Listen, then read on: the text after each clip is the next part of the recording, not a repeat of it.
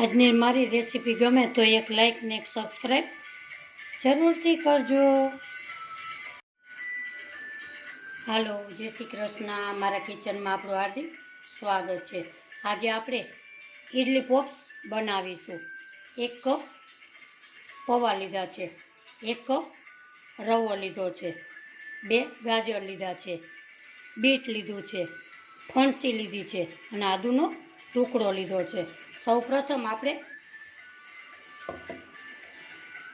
પૌવાને અને રવાને આપણે મિક્સર જારમાં નાખી અને એને આપણે પીસી લેશું. અહીંયા રવો આપણે પૌવા અને એકદમ સરસ પીસી લીધેલું છે. આ નાસ્તો તમે બાળકોને લંચ બોક્સમાં કે રાત્રે ડિનરમાં જમવામાં વધારે મજા આવે છે. હવે આપણે આને કાપીશું.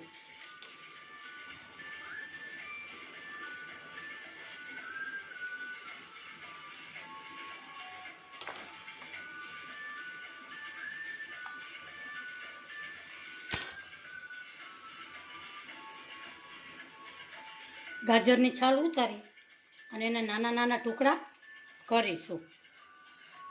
એને પણ મિક્સર જારમાં બધું આપણે પીસી લેશું. આવી રીતે અહીંયા આપણે બધું એકદમ સરસ સુધારી લીધું છે. આપણે પીસેલું હતું એ એક બાઉલમાં કાઢી લેશું અને આ બધું મિક્સર જારમાં પીસી લેશું.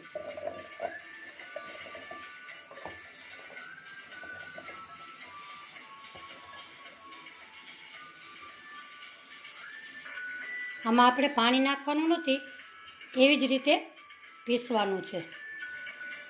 અહીંયા સરસ આપણે એકદમ બારીક પીસી લીધેલું છે. હવે આપણે એક વાસણ લેશું, એમાં પૌવા અને રવાનું જે ગ્રાઇન્ડર કર્યું હતું એ નાખીશું. એમાં નાખીશું આપણે બીટ ને બધું પીસેલું હતું એ.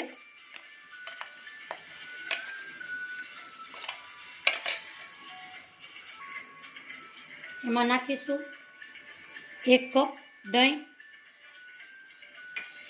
સ્વાદ પ્રમાણે મીઠું, મીઠા સોડા અડધી ચમચી, ચીલી ફ્લેક્સ. એને આપણે બધું મિક્સ કરીશું.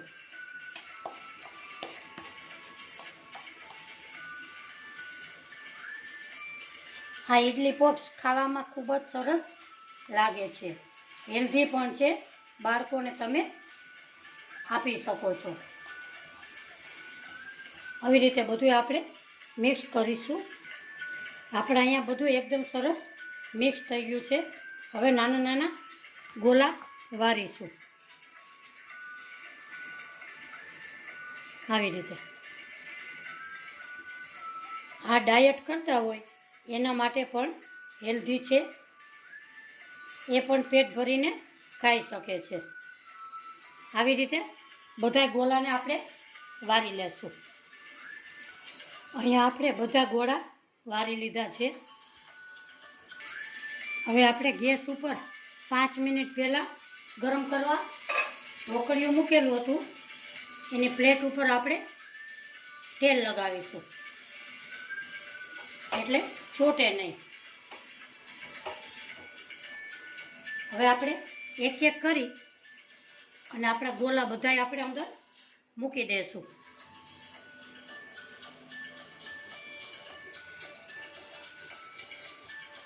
આપણે અહીંયા બધા ગોલા સરસ ગોઠવી દીધા છે.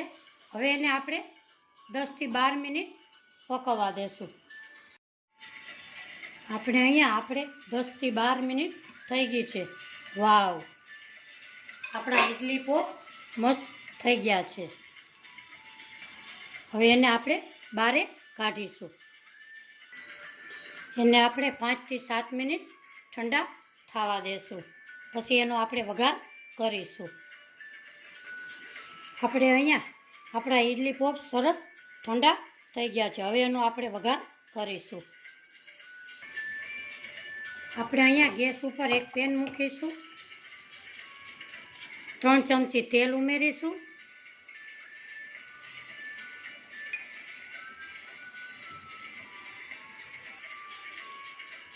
તેલ આવે એટલે રાઈ નાખીશું,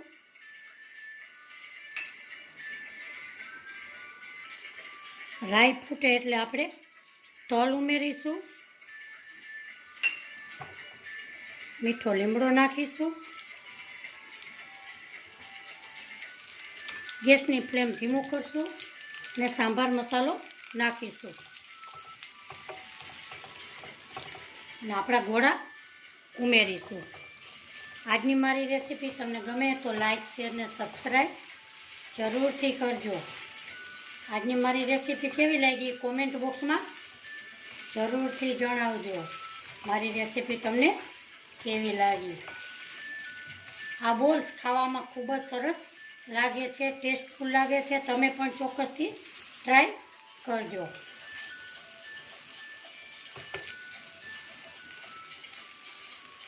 હવે આપણે ગેસની ફ્લેમ બંધ કરીશું.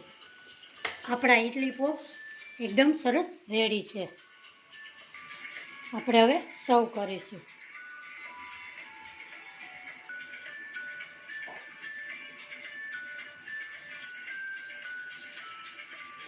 આજની રેસીપી મારી કેવી લાગી કોમેન્ટ બોક્સમાં જરૂરથી જણાવજો.